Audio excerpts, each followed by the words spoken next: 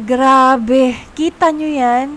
Super moist, soft, super bango, ang sarap. Gusto mo bang matutunan kung paano gawin yan?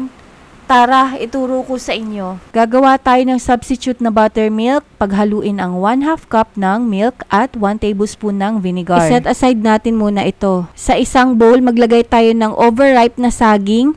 Mas pabulok, mas masarap. Mas natural ang tamis at mas malambot talaga pag pabulok na yung saging na gagamitin natin. I-mash o durugin natin yung saging para lumabas ang natural na tamis at para pantay ang pagkahalo sa butter. Dapat durug siya na parang baby food yung texture. At pag nadurog na, set aside muna natin at sa hiwalay na bowl, ilagay natin ang 1 1/2 cup na all-purpose flour, 1 teaspoon ng baking powder, 1 teaspoon ng baking soda, 1/2 teaspoon ng salt, 1 cup brown sugar. Ihalo-halo lang natin itong mga dry ingredients. Hindi mo na kailangan ng mga special na gamit. Kahit wala kang hand mixer, pwede ka makagawa sa recipe na to. Sunod naman, ilagay natin ang 2 medium eggs. At para mas mabango, maglagay tayo ng 1 teaspoon ng vanilla extract, 1/4 cup ng vegetable oil, 1/4 cup ng melted butter. Sunod, ilagay natin yung na-mix natin kanina na milk at vinegar na substitute natin as buttermilk. Post last natin ilagay yung ating na-mash na 4 na overripe bananas. Ayun na, haluin lang natin. Ganun kasimple mga sis, wala tayong ginamit na special na mga gamit.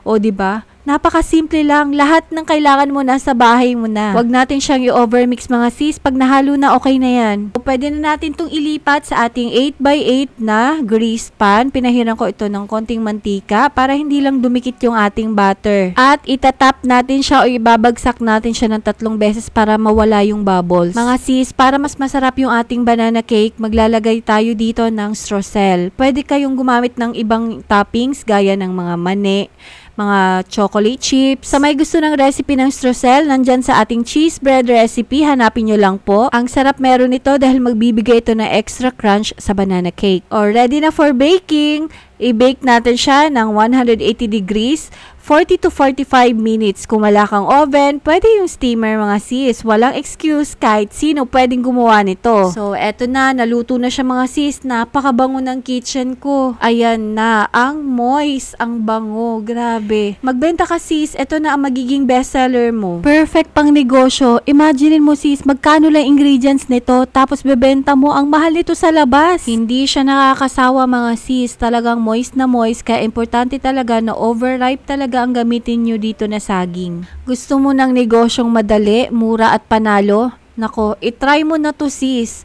Mag-comment ka sa comment section ng banana para sa ibang banana recipes natin. I-follow ako for more negosyo ideas. Like and share para makatulong sa iba. Kita-kits tayo sa next video mga sis. Thank you so much! Please like and follow Nanay channel.